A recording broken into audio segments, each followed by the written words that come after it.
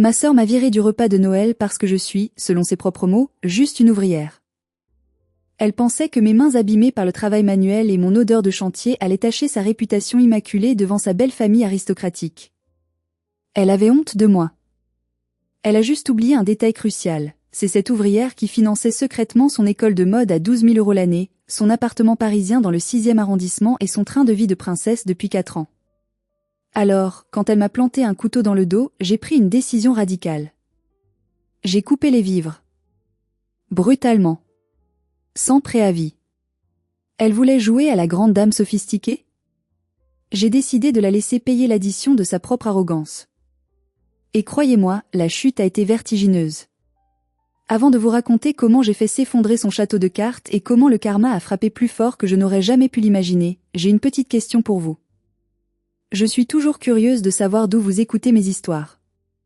Dites-moi dans les commentaires votre ville ou votre pays, et quelle heure il est chez vous en ce moment. J'adore voir à quel point notre communauté est internationale. Allez, c'est à vous, j'attends vos réponses. Tout a commencé un mardi après-midi glacial, 3 jours avant le réveillon de Noël.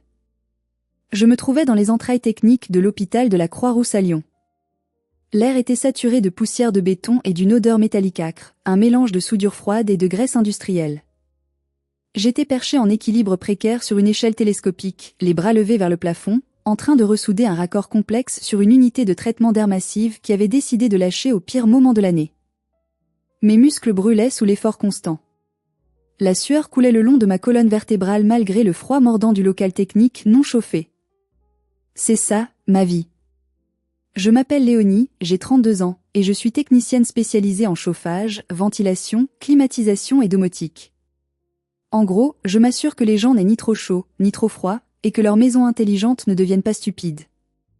C'est un métier physique, technique, salissant, qui laisse des traces indélébiles sur la peau et sous les ongles. Mais c'est un métier qui paie. Très bien, même. Mon téléphone, posé sur une caisse à outils rouge cabossée en bas de l'échelle, s'est mis à vibrer violemment, illuminant la pénombre du sous-sol. L'écran affichait maman. J'ai souri, un sourire fatigué mais sincère. J'ai essuyé mes mains noires de graisse sur les cuisses de mon pantalon de travail renforcé, j'ai descendu les échelons 4 à 4, mes bottes de sécurité claquant sur le sol en béton, et j'ai décroché. Je m'attendais à la discussion habituelle, presque rituelle, sur l'organisation logistique du 24 décembre. J'avais prévu d'apporter un magnum de Château Margaux 2015, une bouteille qui m'avait coûté une petite fortune mais que je voulais partager pour marquer le coup. J'avais aussi commandé 3 douzaines d'huîtres fines de Clair chez le meilleur écaillé de la ville. Je voulais que tout soit parfait. Allô, maman? J'espère que tu ne m'appelles pas pour me dire que tu as encore oublié de décongeler la dinde ou que le fourfait des siennes. Ai-je plaisanté, la voix un peu enrouée par la poussière que j'avais inhalée toute la matinée. Il y a eu un silence à l'autre bout du fil. Pas ce silence confortable, familier, celui où l'on cherche ses mots. Non, c'était un silence lourd, gluant, chargé de malaise. Un silence qui annonçait une tempête. Léonie, est-ce que tu as bien fait le virement pour le loyer de janvier de Sibylle? Sa voix était sèche, tranchante comme du verre brisé. Pas de bonjour, pas de comment vas-tu, pas de est-ce que tu ne travailles pas trop dur par ce froid? Juste l'argent. Toujours l'argent. La première préoccupation de ma mère n'était jamais ma santé, mais la solvabilité de ma petite sœur. J'ai réprimé un soupir, coinçant le téléphone entre mon épaule et mon oreille pour commencer à ranger mes clés à molette dans leurs compartiments respectifs. Oui, maman. C'est fait depuis ce matin, à 8 heures précises. Le loyer de 1100 €, les charges, et même un virement supplémentaire de 800 € pour ses cadeaux de Noël et ses dépenses courantes. Le propriétaire à Paris a reçu la confirmation automatique. Tout est réglé, comme d'habitude. Tu n'as pas à t'inquiéter. J'ai entendu le soupir de soulagement de ma mère traverser le combiné. Un soupir qui ne m'était pas destiné, mais qui était tout entier pour sa précieuse Sibylle, la princesse fragile qu'il ne fallait surtout pas contrarier avec des considérations matérielles aussi vulgaires qu'un loyer impayé. Bien.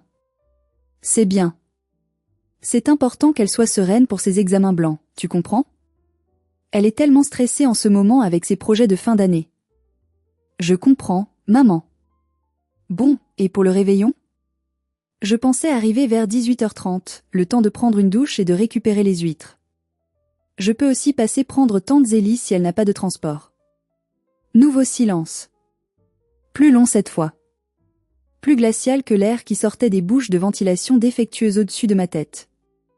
J'ai arrêté de ranger mes outils. Mon instinct me hurlait que quelque chose n'allait pas. Écoute, Léonie. À propos du réveillon.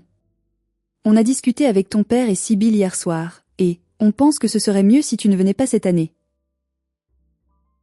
J'ai failli lâcher ma clé de 12 sur mon pied. Le temps s'est arrêté. Le bourdonnement sur des machines autour de moi a semblé disparaître, remplacé par un sifflement aigu dans mes oreilles. J'ai cligné des yeux, persuadé d'avoir mal compris. Pardon ? J'ai du mal à entendre à cause du bruit ici. Tu as dit que je ne devais pas venir ? Au repas de Noël ? Ne le prends pas mal, chérie, a-t-elle enchaîné précipitamment, sa voix montant dans les aigus, signe indéniable qu'elle était nerveuse et qu'elle récitait un discours préparé à l'avance. C'est juste que... Sibylle invite comme cette année. Et ses parents. Les de Montmirail. Tu sais, ils viennent de leur domaine en Bourgogne. Et alors ? J'ai rencontré comme une fois, il est correct. Un peu coincé, mais poli. Je ne vois pas le problème. Je sais me tenir à table, maman. Le problème, c'est l'image, Léonie. L'image globale de la famille. Les de Montmirail sont des gens très sophistiqués. Très vieille France. Sibylle a peur que, enfin, tu sais comment tu es, ma chérie. Comment je suis ? Ai-je demandé, ma voix devenant dangereusement calme, basse, vibrante d'une colère contenue. Dis-le, maman. Comment je suis ? Bah, tu es brute. Tes mains sont toujours abîmées, tu as souvent de la terre ou du cambouis sous les ongles même quand tu te laves, et tes sujets de conversation tournent toujours autour des chantiers, des tuyaux, des factures, des problèmes techniques. Tu parles fort, tu ris fort. Sibylle a peur que ça fasse tâche. Elle veut faire bonne impression. Elle joue son avenir avec ce garçon. Un mariage avec un de Montmirail, ce serait inespéré pour elle. On ne peut pas risquer de la mettre mal à l'aise ou de lui faire honte. J'ai regardé mes mains à la lueur blafarde du néon. Elles étaient tachées, oui. Il y avait une coupure sur mon pouce droit qui cicatrisait mal, souvenir d'une tôle tranchante la semaine passée.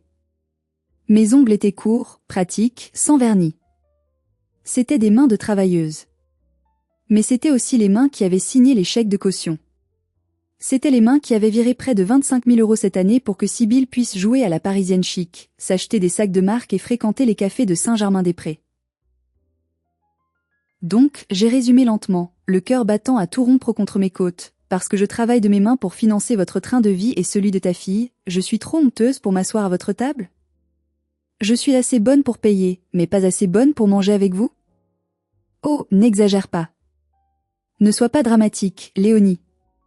C'est typique de toi, ça, de tout prendre personnellement. C'est juste pour cette fois.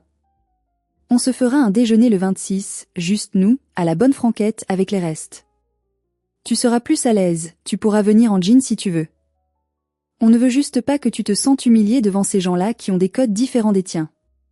C'est pour ton bien, finalement. Pour mon bien. La phrase ultime des hypocrites. La phrase qui sert à enrober le poison dans du miel. J'ai raccroché. Je n'ai pas crié. Je n'ai pas pleuré. Je n'ai pas dit au revoir. Je suis restée là, dans le noir, seule avec le bruit des machines et l'écho de ces mots dévastateurs. Une colère froide, liquide, commençait à se répandre dans mes veines, remplaçant le sang chaud par quelque chose de beaucoup plus sombre. Je suis restée assise dans ma camionnette sur le parking de l'hôpital pendant une bonne vingtaine de minutes, fixant le volant sans le voir. La pluie glaciale de décembre frappait le pare-brise, brouillant les lumières de la ville, transformant Lyon en une aquarelle triste. Comment en étions-nous arrivés là ? Sibylle avait 23 ans. Moi, 32. 9 ans d'écart. 9 ans qui avaient fait de moi la troisième parente, la protectrice, et finalement, la vache à lait. Sibylle était née avec une grâce que je n'avais jamais eue. Elle était blonde, éthérée, avec ce genre de beauté fragile qui donne envie aux gens de la protéger, de lui ouvrir les portes. Moi ? J'étais le portrait craché de mon grand-père paternel, carrée, solide, brune, avec un caractère de cochon et une capacité de travail inépuisable. Nos parents, Odile et Hubert, avaient toujours fait une distinction claire, presque inconsciente au début, puis totalement assumée. Léonie était la costaud, celle qui pouvait encaisser, celle qui n'avait besoin de rien, celle qui se débrouillait. Sibylle était la princesse, le miracle tardif, celle qui méritait le meilleur parce qu'elle était spéciale, sensible, artistique. J'ai repensé à toutes les fois où j'avais accepté l'inacceptable, pensant acheter leur affection.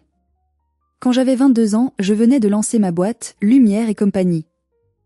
Je mangeais des pâtes au beurre tous les soirs, je dormais 4 heures par nuit pour répondre aux appels d'urgence, j'économisais chaque centime pour acheter du matériel pro. Sibylle, elle, voulait le dernier iPhone pour son entrée au lycée. Mes parents m'avaient regardé avec ses yeux de chien battu, plein de reproches muets. « Allez, Léonie, tu as ta propre entreprise maintenant, tu es la riche de la famille. Fais plaisir à ta sœur, elle en a besoin pour s'intégrer. » Je l'avais acheté. Je n'avais pas payé ma facture d'électricité personnelle ce mois-là, j'avais vécu à la bougie, mais Sibylle avait eu son téléphone pour frimer dans la cour de récré. Il y a 2 ans, quand elle a été acceptée dans cette école de mode privée et prestigieuse à Paris. 12 000 € l'année, hors matériel. Mes parents sont retraités de la fonction publique, ils ont une petite pension, ils n'ont pas ce genre d'argent. Ils se sont tournés vers moi, naturellement. C'est son rêve, Léonie. Tu ne vas pas briser le rêve de ta sœur? Toi, tu as réussi sans diplôme universitaire, tu as la main verte avec l'argent, tu as des contrats. Aide-la. C'est un investissement pour la famille. J'ai accepté. J'ai payé l'école. J'ai payé la caution de l'appartement dans le 6e arrondissement, un studio minuscule mais tellement charmant à 1 100 € par mois. J'ai mis en place un virement permanent pour sa vie quotidienne, 800 € par mois pour qu'elle puisse manger bio, sortir avec ses copines et réseauter. Et en retour? Que avais-je reçu? Merci Léonie, mais tu pourrais ne pas venir me chercher devant l'école avec ta camionnette floquée? Ça fait un peu, plouc. Gare-toi 2 rues plus loin. Merci pour l'argent, mais ne raconte pas à mes amis que tu poses des climatisations, dis-leur que tu es consultante en transition énergétique, ça fait plus chic. J'avais tout avalé. J'avais tout excusé. Parce que c'était ma petite sœur. Parce que je l'aimais. Parce que j'avais promis à ma grand-mère, Mémé Rose, sur son lit de mort, de veiller sur la famille, de garder le clan uni. Cette promesse était devenue ma chaîne, mon boulet. Mais aujourd'hui, c'était différent. Ce n'était pas juste une demande d'argent ou un petit caprice. C'était un rejet total, viscéral, de mon existence même. Ils prenaient mon argent avec avidité, mais ils avaient honte de la sueur qu'il avait gagnée. Ils voulaient le fruit de mon travail, mais ils voulaient cacher l'arbre qui le produisait, comme s'il était malade ou difforme. J'ai démarré le moteur de ma camionnette. Le ronronnement puissant du moteur diesel m'a calmé, comme un battement de cœur régulier. Je me suis souvenu de ce que Sibylle m'avait dit l'été dernier, avec un air suffisant, quand je lui avais refusé une augmentation de son argent de poche pour aller à Ibiza. Tu ne comprends pas, Léonie. Toi, tu vis dans ton monde de brut, de labeur. Moi, je construis un réseau. Je fréquente l'élite. C'est un investissement. Un jour, je serai célèbre et tu seras fier de dire que tu m'as aidé. L'élite. Les de Montmirail. Côme, son petit ami, était un type gentil, un peu naïf, héritier d'une famille qui possédait la moitié des vignobles de Bourgogne. Sibylle s'était accrochée à lui comme une sangsue sur une veine jugulaire. Elle avait construit tout un personnage pour lui plaire, la jeune fille issue d'une bonne famille de province, cultivée, artistique, sophistiquée. Et moi, j'étais la tache d'huile sur ce tableau parfait. J'étais la preuve vivante que ses origines n'étaient pas aussi nobles qu'elle le prétendait. Mon téléphone a vibré à nouveau, me tirant de mes pensées. Un message de ma tante Zélie. Zélie, c'était la sœur de ma mère, mais c'était tout son opposé. Célibataire endurcie, franche, directe, un peu vulgaire parfois, et la seule qui voyait clair dans le jeu de Sibylle. Elle non plus n'était pas invitée au grand réveillon aristocratique, jugée trop bruyante, trop tatagénante. Le message contenait une vidéo. Pas de texte. Juste une vidéo. J'ai appuyé sur lecture, le cœur serré. La vidéo était tremblante, filmée à la dérobée, probablement depuis le couloir de la maison de mes parents, à travers l'entrebâillement de la porte du salon. On voyait Sibylle, de dos, en train de faire des essayages devant le grand miroir doré. Elle portait la robe en soie émeraude que j'avais payée la semaine dernière, une merveille à 800 €. Ma mère était assise sur le canapé, les mains jointes, admirative. « Elle est sublime, ma chérie, disait ma mère, sa voix pleine d'une adoration que je n'avais jamais entendue pour moi. Côme va tomber à la renverse. Tu as l'air d'une vraie duchesse. Sibylle a fait une pirouette, faisant voler la soie, riant aux éclats. Un rire cristallin, cruel. Je sais. Elle est parfaite. Et le meilleur, c'est que Léonie ne sera pas là pour gâcher l'ambiance avec ses histoires de chantiers ennuyeuses et ses mains râpeuses. Tu imagines si elle avait voulu serrer la main de Madame de Montmirail avec ses doigts calleux? J'aurais mouru de honte. Elle fait tellement, peuple. Ma mère a ri nerveusement, mais elle n'a pas protesté. Ne sois pas méchante, c'est ta sœur quand même. C'est ma banque, maman, a rectifié Sibylle avec un dédain qui m'a glacé le sang, un ton si froid qu'il traversait l'écran. C'est juste ma banque. Elle est utile, mais elle n'est pas présentable. On ne met pas le tracteur dans le salon Louis XV quand on reçoit des invités de marque. Le tracteur reste à l'étable. La vidéo s'est arrêtée sur l'image de ma mère hochant la tête. Le tracteur. Juste ma banque. Quelque chose s'est brisé en moi à cet instant précis. Ce n'était pas mon cœur. Mon cœur était déjà plein de cicatrices. C'était cette chaîne invisible de culpabilité et de devoir familial qui m'entravait depuis 10 ans. Le lien a claqué, net et précis, comme un câble en acier trop tendu qui rompt sous la charge. C'est juste ma banque. Cette phrase résonne encore dans ma tête, comme un acouphène douloureux. Honnêtement, mettez-vous à ma place une seconde. Vous avez tout sacrifié pour quelqu'un, vous avez travaillé dur, et vous découvrez qu'elle vous appelle le tracteur dans votre dos tout en portant les vêtements que vous avez payés. Qu'est-ce que vous auriez fait? Vous auriez pleuré? Vous auriez hurlé? Ou vous auriez fait ce que je m'apprêtais à faire? Dites-moi dans les commentaires, pardon ou vengeance? Je lis tout.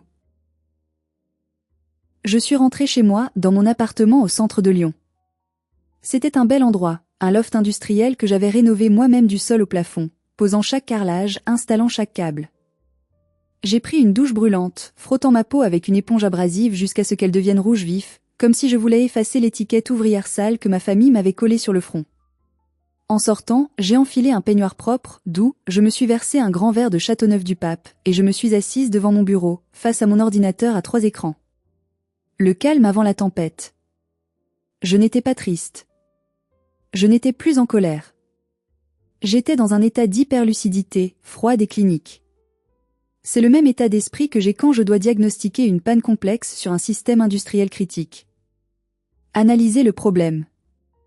Identifier la source de l'erreur. Isoler le composant défectueux.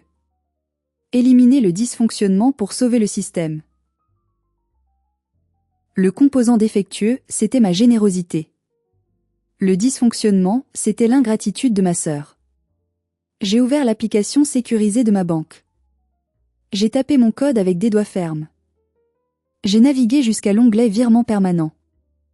Là, il y avait la ligne familière, celle que je voyais chaque mois depuis 4 ans, virement permanent, Sibylle loyer et vie, 1900 €. J'ai regardé ce chiffre. 1900 €. C'était plus qu'un SMIC. C'était des heures de travail dans le froid, dans la saleté, des week-ends sacrifiés, des vacances annulées. Tout ça pour être traité de tracteur. J'ai cliqué sur modifier. Puis sur supprimer. Un message d'alerte est apparu en rouge sur l'écran. Êtes-vous sûr de vouloir supprimer ce virement permanent? Cette action est immédiate et irréversible. J'ai bu une gorgée de vin, sentant les arômes de fruits noirs exploser en bouche. Adieu, le studio dans le 6e, ai-je murmuré à la pièce vide. Clic confirmé. La ligne a disparu. Ensuite, je suis allée sur le portail de l'école de mode. J'avais les identifiants, bien sûr, puisque c'était mon adresse email et ma carte bleue qui étaient enregistrées pour la facturation. J'ai accédé à la section financement. Le 2e semestre devait être réglé avant le 5 janvier. 6 000 €. Une somme qui aurait pu me permettre de changer la camionnette de l'entreprise. J'ai cliqué sur moyen de paiement enregistré. J'ai sélectionné ma carte Gold. J'ai cliqué sur retirer. Le site a protesté en rouge, clignotant. Attention, sans moyen de paiement valide, l'inscription de l'étudiant sera suspendue administrativement sous 48 tâches. C'est dommage, ai-je pensé sans ressentir la moindre émotion, juste une satisfaction froide. Elle devra peut-être apprendre à coudre ses propres vêtements avec des chutes de tissu au lieu de les acheter chez Dior. Clic supprimé. Mais je ne m'étais pas arrêté là. Il restait le coup de grâce. Le garant. L'arme nucléaire financière. Pour son appartement parisien, je m'étais portée garante solidaire. Cela signifiait que si elle ne payait pas, je payais. Mais le bail avait une clause spécifique que j'avais fait ajouter par prudence. Le garant pouvait se retirer à la date anniversaire du bail avec un préavis, ou en cas de changement substantiel de situation. La rupture des liens familiaux et financiers, c'est substantiel. J'ai rédigé un email formel, juridique, froid, à l'agence immobilière parisienne. Madame, monsieur, par la présente, je vous informe que je ne soutiens plus financièrement mademoiselle Sybille Vasseur. Veuillez noter que je dénonce mon engagement de caution solidaire. J'ai relu le mail 3 fois. J'ai appuyé sur envoyer. C'était fini. En 10 minutes, j'avais coupé le cordon ombilical doré qui reliait Sybille à sa vie de rêve. Elle voulait être une aristocrate indépendante ? Très bien. La vraie noblesse ne dépend pas de l'argent des autres. Qu'elle vive sa vérité. Mon téléphone a sonné. C'était encore ma mère. Probablement pour s'assurer que je ne ferais pas de scandale, pour me manipuler encore un peu avec de la fausse culpabilité. J'ai regardé l'écran s'illuminer, puis s'éteindre. J'ai mis mon téléphone en mode ne pas déranger. Ce soir-là, j'ai dormi comme un bébé. Le genre de sommeil profond, lourd et réparateur qu'on n'obtient que lorsqu'on a retiré une tumeur maligne de sa vie. Le lendemain, le 24 décembre, le jour du réveillon, a été étrangement paisible. J'ai passé la journée à cuisiner pour moi et tante Zélie, que j'avais invitée à la dernière minute. Elle est arrivée avec une terrine de sanglier maison et son rire bruyant. Vers 20h, alors que nous dégustions mon foie gras maison sur des toasts briochés encore chauds, j'ai sorti mon téléphone. Juste par curiosité morbide. J'ai ouvert Instagram. Le feed de Sybille était inondé de stories. Une véritable overdose de glamour. On y voyait la table de mes parents dressée comme jamais. De la porcelaine de Limoges que je ne connaissais pas, achetée quand ? Avec quel argent ? Des bougies partout, des décorations dorées. Une photo montrait Sybille, radieuse dans sa robe émeraude, un verre de champagne à la main, le bras entrelacé avec celui de Côme. Il portait un smoking. Ses parents, les de Montmirail, étaient assis, souriant poliment mais avec cet air un peu rigide des gens qui ne sont pas tout à fait chez eux. Mon père portait un costume qu'il avait dû louer, et ma mère avait coiffé ses cheveux d'une manière qui ne lui ressemblait pas. La légende disait « Noël féerique en famille ». Tellement reconnaissante pour ces moments d'élégance, de raffinement et d'amour vrai. Entourée des miens, de ceux qui comptent. Hashtag Family First, hashtag Luxury Life, hashtag Blessed, hashtag de Montmirail. J'ai zoomé sur le poignet de Sybille. Elle portait le bracelet Cartier que je lui avais offert pour ses 20 ans, payé avec ma première grosse prime. Ceux qui comptent. J'avais été effacée de l'équation.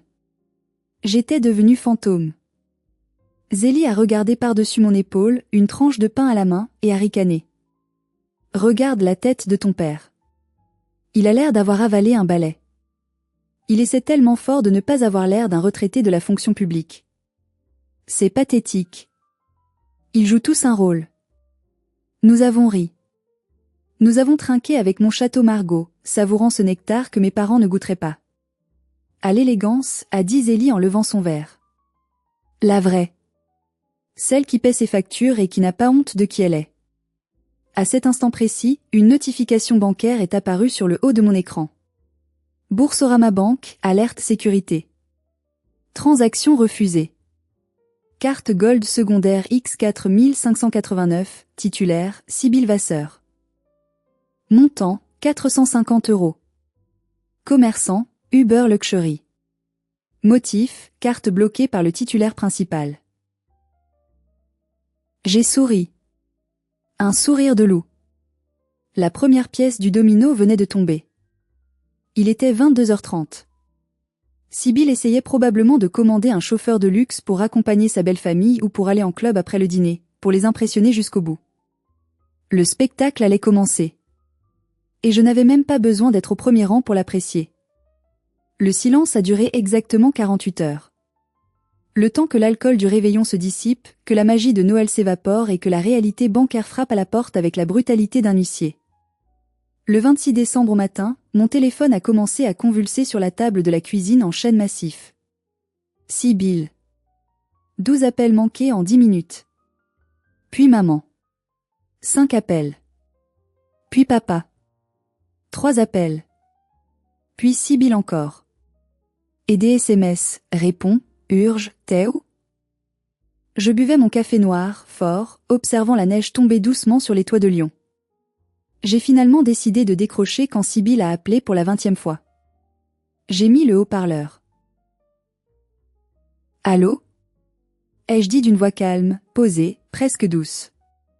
Léonie. Te est-ce complètement malade ou quoi? Sa voix était si aiguë, si stridente qu'elle saturait le micro du téléphone.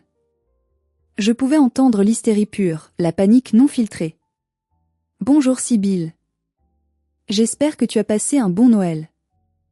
Les de Montmirail ont apprécié la soirée? Tu as bien joué ton rôle de duchesse? On s'en fout de la soirée. Hurla-t-elle. Ma carte. Ma carte ne marche plus. J'ai essayé de payer le brunch hier midi avec Comoritz et ça a été refusé. Refusé. Devant tout le monde. Le serveur m'a regardé comme une voleuse. J'ai dû laisser Com payer. Tu as idée de la honte? J'ai cru mourir. Ah. C'est embêtant, en effet. Ça doit être désagréable. Embêtant? C'est une catastrophe nucléaire. Rétablis la carte tout de suite. Et je viens de recevoir un mail automatique de l'école, ils disent que le prélèvement du semestre a été annulé par le payeur? C'est quoi ce bordel, Léonie? C'est une erreur de la banque? Règle ça immédiatement, je n'ai pas le temps pour tes incompétences. J'ai pris une gorgée de café, savourant l'amertume du grain torréfié. Non. Il y a eu un court silence, un vide, comme si son cerveau n'arrivait pas à traiter l'information, comme si le mot non était une langue étrangère qu'elle ne parlait pas. Quoi non? Qu'est-ce que tu racontes? Non, je ne rétablirai pas la carte. Non, je ne paierai pas l'école. Non, je ne paierai plus le loyer. Le robinet est fermé, Sibyl. Définitivement. Mais, pourquoi? Bégaya-t-elle, passant de la rage à la confusion totale. Tu es folle? Parce que je suis une ouvrière, Sibyl. Je suis le tracteur, tu te souviens? Mon argent est sale. Il sent le cambouis, la sueur et le travail manuel. Je ne voudrais surtout pas qu'il tâche ton avenir brillant et immaculé chez les aristocrates. Je te rends service, en fait. Je te permets de vivre en accord total avec tes principes. Tu ne veux pas d'une sœur ouvrière? Alors logiquement, tu ne veux pas de l'argent de l'ouvrière. C'est une question d'intégrité. Tu as vu la vidéo? Souffla-t-elle. Sa voix tremblait maintenant. Elle réalisait. J'ai tout vu. Et j'ai tout entendu. C'est juste ma banque. Eh bien, devine quoi, petite sœur? La banque a fait faillite. Le guichet est fermé. Les actifs sont gelés. Léonie, attends. C'était juste des mots. J'étais stressée, j'avais la pression. Tu ne peux pas me faire ça pour une phrase. J'ai besoin de cet argent. Si je ne paie pas l'école avant le 5 janvier, je perds mon année. Et mon appart, je ne peux pas le payer toute seule, tu le sais très bien. Je vais finir à la rue. C'est ce qu'on appelle des problèmes d'adultes, ma chérie. Bienvenue dans le monde réel. Celui où on travaille pour se payer des choses, où les mots ont des conséquences. Je vais le dire à papa et maman. Ils vont t'obliger. Ils vont te faire plier. Passe-leur le bonjour de ma part. Et dis-leur que le tracteur a décidé de prendre sa retraite anticipée.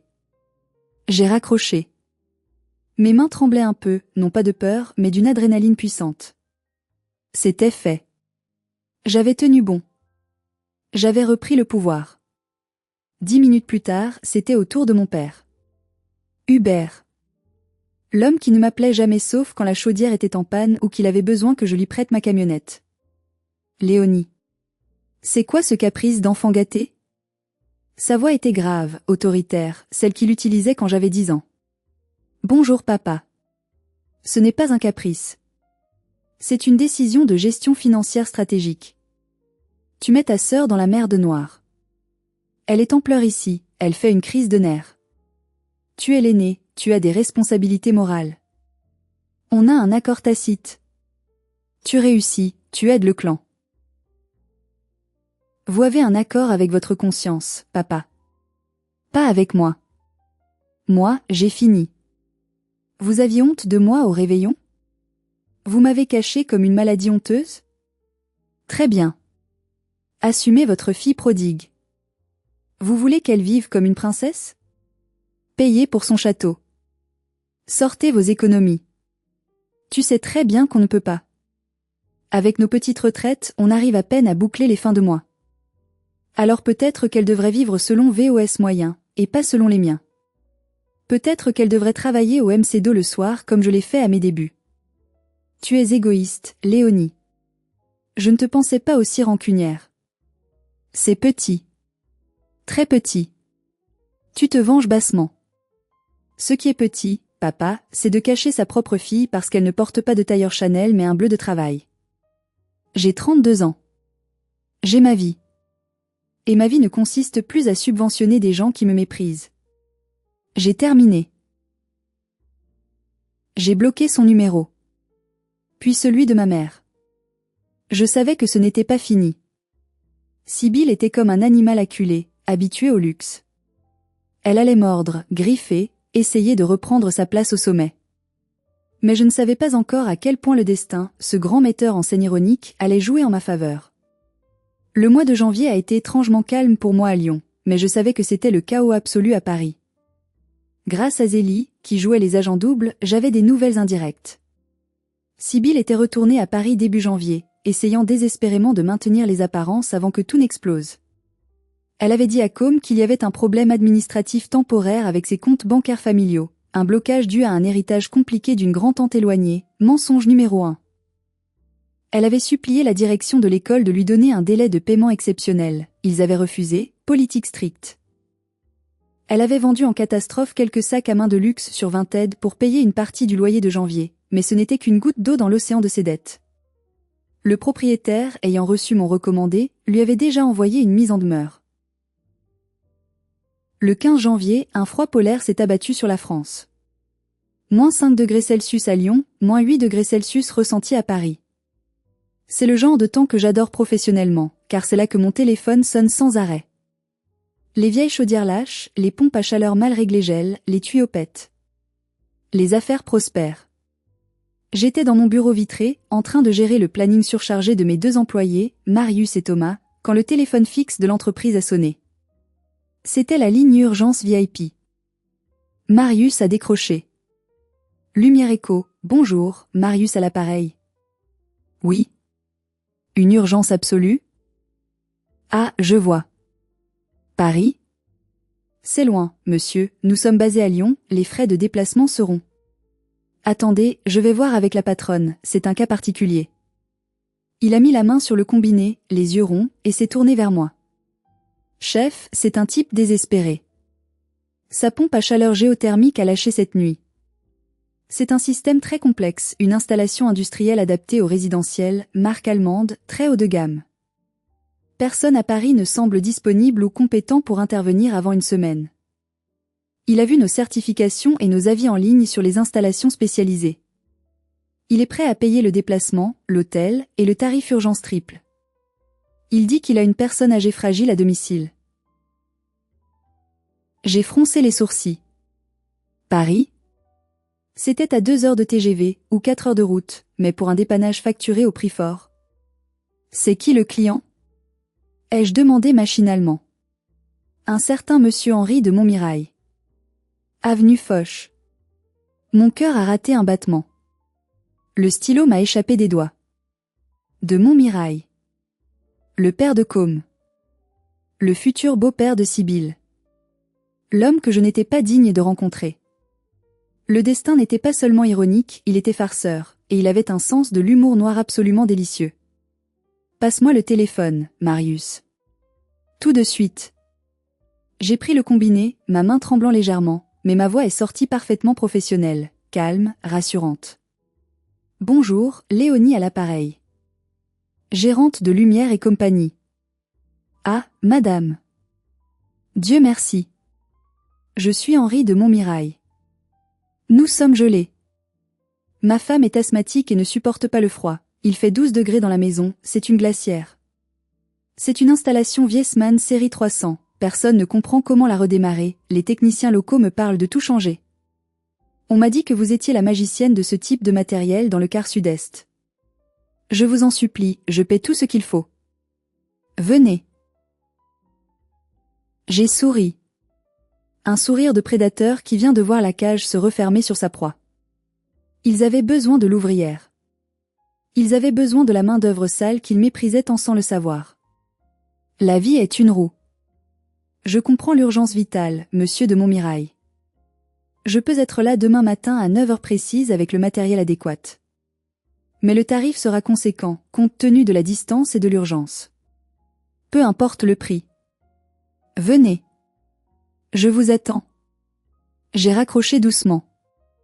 J'ai regardé Marius, qui attendait les instructions. Prépare le camion numéro 1. On va à Paris. Et Marius ? Prends tes vêtements les plus propres, ceux qui sont neufs. On va chez des aristocrates. Ça va être inoubliable.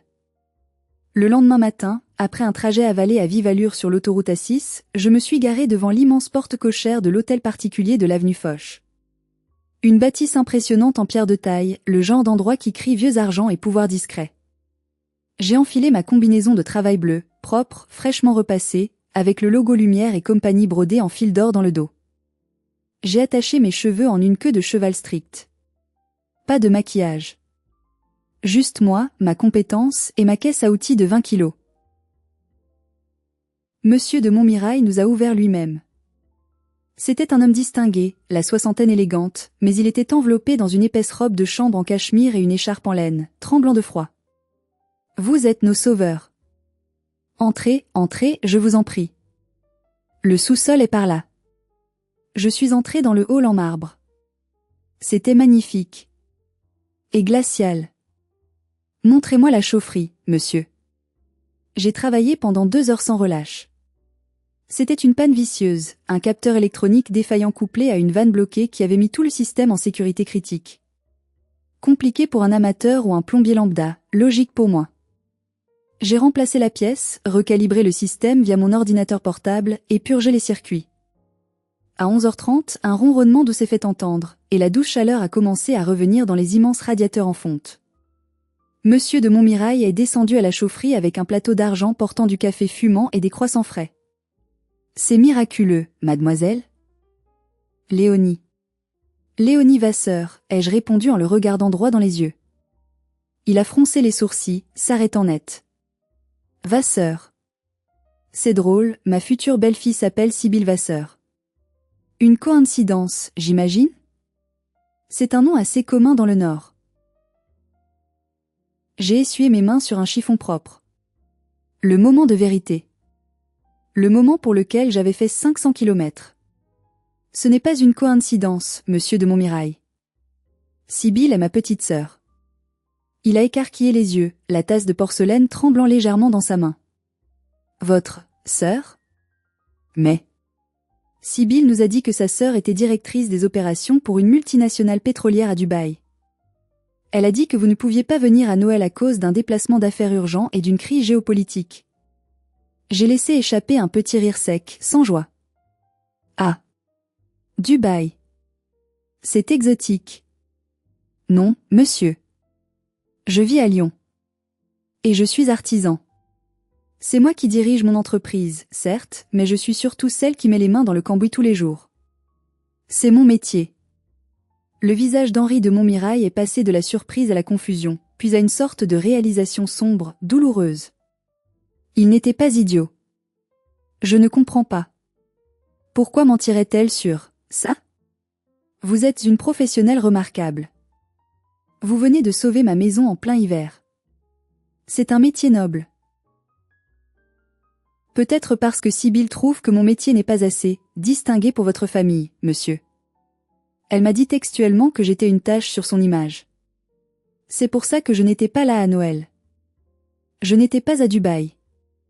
J'étais désinvitée par votre future belle-fille car elle avait peur que mes mains sales ne choquent votre épouse. À ce moment précis, la porte d'entrée s'est ouverte à l'étage au-dessus de nous. Des voix joyeuses ont résonné dans le hall, brisant l'intimité de notre révélation. C'était Com. Et Sibylle. Papa? Maman? On est passé voir si le chauffage marchait, on s'inquiétait. C'est écrié Com. Descendez. A crié Henri d'une voix tonitruante qui ne présageait rien de bon. Immédiatement. Il y a quelqu'un que vous devez voir. J'ai entendu les talons de Sibylle claquer sur les marches de l'escalier de service qui menait au sous-sol. Elle est apparue dans l'encadrement de la porte, vêtue d'un manteau beige sublime en cachemire, que j'avais payé 1200 € en octobre. Elle souriait, confiante. Quand elle m'a vue, debout en bleu de travail, une clé à molette à la main, à côté de son futur beau-père au visage fermé, elle s'est figée. Son visage s'est décomposé. Elle est devenue aussi blanche que le mur derrière elle. Léonie? A-t-elle couiné, sa voix étranglée. Bonjour Sibylle, ai-je dit avec un grand sourire carnassier. Je suis venue réparer le chauffage. C'est drôle, pour quelqu'un qui est censé être cadre sup à Dubaï, je trouve que je manie bien la clé à molette, non? Le silence dans la chaufferie était assourdissant. Seul le ronronnement doux de la chaudière réparée osait briser la tension palpable. Com est arrivé derrière Sibylle, l'air décontracté. Il m'a regardé, puis a regardé Sibylle, puis son père. Sibylle? C'est qui? Je croyais que ta sœur était enfin, tu sais. Henri de Montmirail a croisé les bras sur sa robe de chambre. Son visage, si aimable quelques minutes plus tôt, était maintenant fermé, dur comme de la pierre. C'est Léonie, Com. La sœur de Sibylle. Celle de Dubaï. Sauf qu'elle n'est pas à Dubaï et qu'elle ne travaille pas dans le pétrole. Elle est venue de Lyon ce matin pour nous empêcher de mourir de froid. C'est une technicienne hors pair qui a sa propre entreprise. Sibylle tremblait de tout son corps. Je pouvais voir la panique pure dans ses yeux, cherchant une sortie de secours, une excuse, un mensonge de plus pour colmater la brèche. Ce n'est pas. Com, je peux expliquer. Elle a fait faillite à Dubaï. C'est ça. Elle a tout perdu le mois dernier à cause de la crise et elle a dû se reconvertir en urgence dans le bricolage pour survivre. J'avais trop honte pour te le dire, je voulais protéger sa dignité. J'ai éclaté de rire. C'était nerveux, incontrôlable. Waouh! Sibylle. Tu es incroyable. Vraiment. Tu t'enfonces avec une grâce spectaculaire. J'ai posé ma clé à molette avec un bruit métallique sec et j'ai sorti mon téléphone de ma poche de combinaison. Com, c'est ça? Ai-je demandé en me tournant vers le jeune homme. Il avait l'air totalement perdu. Oui. Sibylle te ment. Elle te ment depuis le premier jour. Je n'ai jamais mis les pieds à Dubaï. J'ai cette entreprise depuis 10 ans. Et surtout, j'ai déverrouillé mon écran et ouvert mes mails. J'ai trouvé le récapitulatif annuel de mes dépenses pour Sibylle que j'avais préparé pour ma comptable en fin d'année. C'est moi qui finance sa vie. C'est moi, l'ouvrière honteuse, qui paie son école de mode. C'est moi qui paie son loyer avenue Victor Hugo. C'est moi qui ai payé ce manteau Max Mara qu'elle porte en ce moment même. J'ai tendu le téléphone à Com. Il a pris l'appareil, hésitant, comme si c'était une bombe. Il a fait défiler l'écran du bout du doigt. Virement, loyer Sibylle, 1100 €. Virement, école mode Sibylle, 6000 €, semestre 1. Virement, argent de poche, 800 €.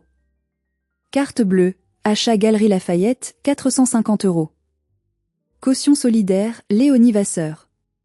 C'est énorme, a murmuré Com, choqué. Mais Sibylle, tu m'as dit que tes parents avaient vendu des terres familiales en Bourgogne pour payer tes études?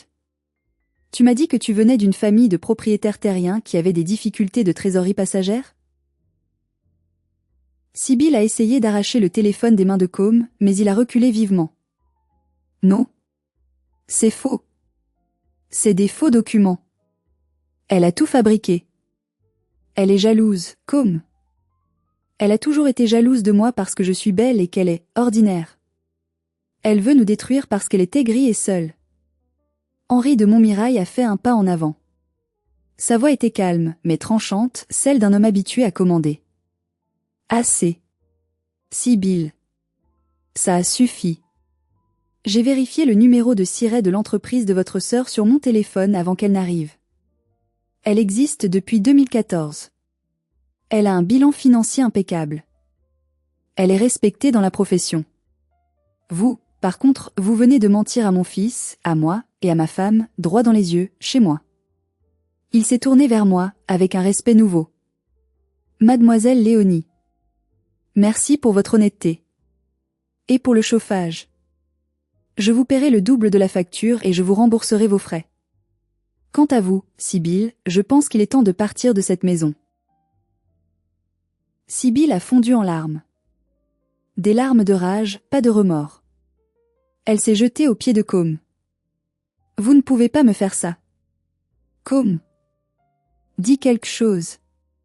On va se marier. Je t'aime. Com la regardait comme s'il voyait une parfaite étrangère, un monstre sous un beau masque. Tu as eu honte de ta sœur? De celle qui te nourrissait? Tu l'as virée de Noël pour m'impressionner, moi? Il a secoué la tête, dégoûté. Ma mère a passé le réveillon à dire à quel point c'était dommage que ta sœur, la femme d'affaires internationale, ne soit pas là. On aurait adoré rencontrer quelqu'un de travailleur, quelqu'un qui a réussi par elle-même.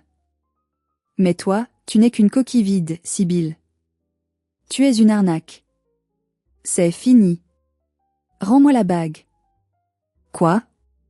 Hurla Sibyl, ses yeux écarquillés d'horreur. La bague. C'est une bague de famille. Elle appartient aux de Montmirail depuis 3 générations. Et tu n'en feras jamais partie. Sibyl a regardé autour d'elle, cherchant un allié, un soutien. Il n'y en avait pas. Même la chaudière semblait la juger. Elle a arraché la bague de fiançailles de son doigt avec violence et l'a jetée par terre. Le diamant a teinté sur le carrelage de la chaufferie. Elle s'est tournée vers moi, le visage déformé par la haine pure. J'espère que tu es contente, sale garce. Tu as tout gâché. Tu as ruiné ma vie. Je te déteste. Le sentiment est mutuel, Sibyl, ai-je répondu calmement en ramassant ma caisse à outils. N'oublie pas de rendre les clés de l'appartement avant la fin du mois. Le garant s'est retiré, et le propriétaire n'est pas patient. Elle est partie en courant, ses talons claquant furieusement sur le béton, remontant l'escalier vers une vie de luxe qui venait de s'évaporer en fumée. Le retour vers Lyon a été l'un des trajets les plus agréables de ma vie. Marius conduisait, et je regardais le paysage défiler, un chèque très généreux de 3000 € signé de la main de Monsieur de Montmirail dans ma poche. Mais je savais que la guerre n'était pas finie. La bataille de Paris était gagnée, mais le front domestique allait exploser. Ça n'a pas raté. Dès que Sibyl est arrivée chez mes parents, en train 2e classe, j'imagine, ou en covoiturage bon marché puisque sa carte était bloquée, mon téléphone a failli fondre. J'ai laissé sonner. Encore et encore. J'ai mis de la musique dans l'atelier et j'ai continué à travailler. 3 jours plus tard, j'ai trouvé mes parents devant la porte de mon entreprise à Lyon. Ils avaient fait le trajet depuis leur banlieue. Mon père avait l'air vieux, voûté. Ma mère avait l'air furieuse, les yeux rouges. Comment as-tu pu? A attaqué ma mère sans préambule, hurlant devant mes employés qui chargeaient du matériel. Tu l'as humiliée devant les de Montmirail. Tu l'as détruite. Elle est effondrée, Léonie. Com l'a quittée, l'école a notifié de son renvoi ce matin, elle n'a plus d'appartement. Elle est dans sa vieille chambre d'ado avec ses posters à pleurer toutes les larmes de son corps. J'ai croisé les bras, adossé à mon camion, imperturbable. Elle récolte ce qu'elle a semé, maman. C'est la loi de la nature. C'est ta sœur. A crié mon père, levant un doigt accusateur. On aide la famille. C'est sacré. Ah bon? Ai-je explosé, ma voix résonnant dans la cour. On aide la famille? Vraiment? Où étiez-vous quand j'avais 20 ans et que je montais cette boîte sans un sou en poche? Vous m'avez aidé? Non. Vous m'avez dit de trouver un vrai travail. Où étiez-vous à Noël? Vous m'avez aidé à me sentir aimé? Non. Vous m'avez jeté comme une vieille chaussette sale parce que j'avais les mains abîmées. J'ai avancé vers eux, les obligeant à reculer. Pour la première fois de ma vie, je les voyais tels qu'ils étaient, petits, mesquins, et effrayés par la perte de leur statut imaginaire. J'ai passé 10 ans à essayer d'acheter votre amour, votre reconnaissance. J'ai payé pour Sibylle en espérant qu'un jour, vous me regarderiez avec la même fierté que vous la regardez quand elle ne fait rien. Mais j'ai compris. Ça n'arrivera jamais. Pour vous, je suis juste l'âne qui porte les bagages, le carnet de chèques sur pattes. Léonie, sois raisonnable, a tenté d'adoucir ma mère, changeant de tactique voyant que l'agressivité ne marchait pas. Elle a besoin de toi. Juste pour finir l'année, pour rebondir. Après, elle se débrouillera, promis. Allez, fais-le pour nous? Pour ta mère? J'ai sorti une enveloppe de ma poche arrière. C'était le devis signé pour l'extension de mes locaux et l'achat de nouveaux véhicules. Un projet que je repoussais depuis 2 ans faute de trésorerie disponible. Non. Cet argent, je vais l'investir. En moi. Dans mon entreprise. Dans Lumière et compagnie. Sibylle a 23 ans. Elle est en bonne santé. Elle a 2 bras, 2 jambes. Les usines de la région cherchent du personnel. Les supermarchés recrutent. Si elle veut de l'argent, elle n'a qu'à faire comme moi, travailler. Se lever à 5 heures du matin. Se salir les mains. Tu es une ingrate, a craché mon père avec dégoût.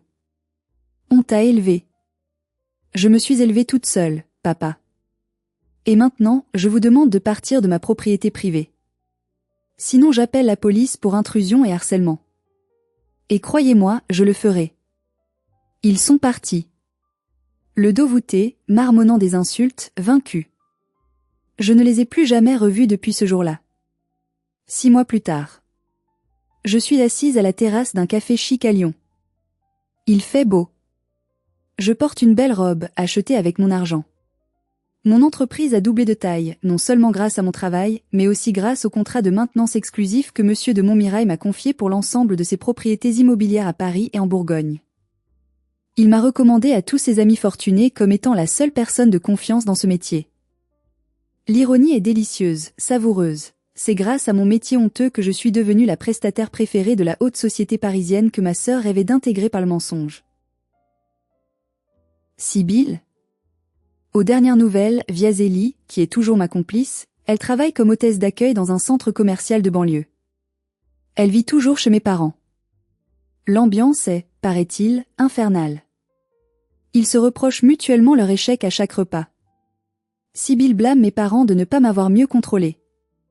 Mes parents blâment Sibylle d'avoir été trop gourmande et imprudente. Ils sont enfermés ensemble dans leur amertume. Moi, je suis libre. Je regarde mes mains posées sur la table blanche. Il y a toujours un peu de graisse sous l'ongle du pouce, une petite cicatrice sur l'index. Elles sont un peu calleuses. Mais ce sont mes mains. Elles ont construit ma vie. Elles ont bâti mon empire. Et elles ne doivent plus rien à personne. Elles sont propres de toute dette morale. J'ai levé mon verre de vin vers le ciel bleu. Santé, mémé rose. J'ai tenu ma promesse. J'ai veillé sur elle tant qu'elle en avait besoin. Mais maintenant, je veille sur moi. J'espère que tu comprends. Et vous savez quoi? Le vin n'a jamais eu aussi bon goût. C'est le goût de la liberté. Merci d'avoir écouté mon histoire jusqu'au bout. C'était dur, c'était intense, mais c'était nécessaire. Dites-moi en commentaire, est-ce que vous pensez que j'aurais dû pardonner à la fin? Ou est-ce que la coupure totale était la seule solution pour survivre? Si vous avez déjà vécu une histoire similaire avec une famille toxique, partagez-la, on se soutient ici. Et surtout, n'oubliez pas, ne laissez jamais personne vous faire croire que votre travail ne vaut rien. Si vous gagnez votre vie honnêtement, vous êtes un roi ou une reine. Abonnez-vous pour plus d'histoires de karma et activez la cloche. À la prochaine!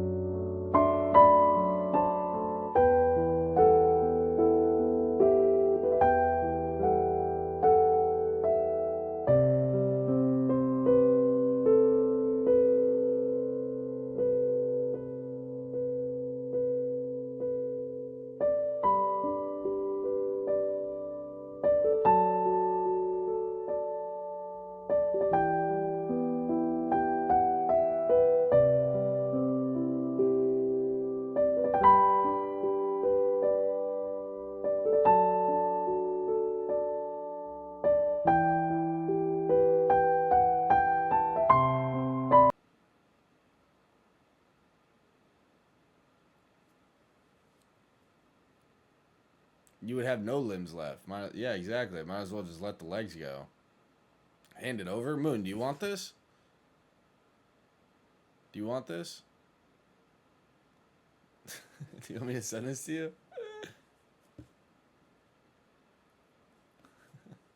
Is that what you're saying? Hand it over? Yes? Alright, I'll send it to you. Send me your address. Wait. Is that okay with you, Catch? You gonna be upset about that? She'll probably fucking appreciate it more than I will. You can give it to Moon. Okay. I'm gonna give it to Moon. I will give this to you, Moon. But for now, it goes on the bed. Or do you want me to keep it in the box? I should probably keep it in the box.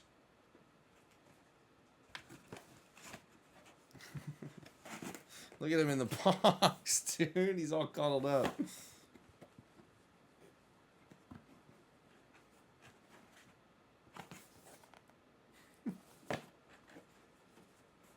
Alive 7,117 tipped $5. Did you ever get the gemstones I sent? I don't know. The amethyst, emerald, etc. I don't We know. dug those gem mining in North Carolina. I don't know. I'm going through P.O. Box right now. We haven't done it in a while, so it's possible. It's possible. It's possible that's here and I haven't gotten to it yet. Let's hope that's the case, you know. I'm so hungry, bro. I want to eat like fucking burritos and burgers and sushi. I could probably eat sushi, huh? Or no?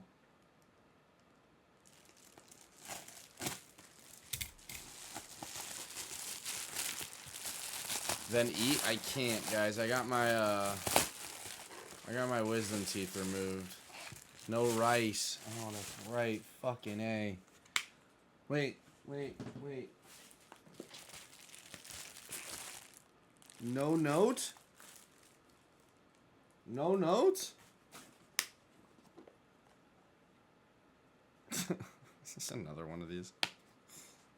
It is. Sweet. Good, because this one's gotten dropped a couple times.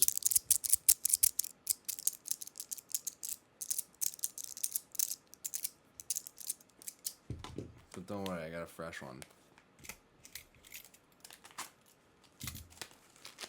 Put your sushi in a blender? Oh my god, go outside. Oh.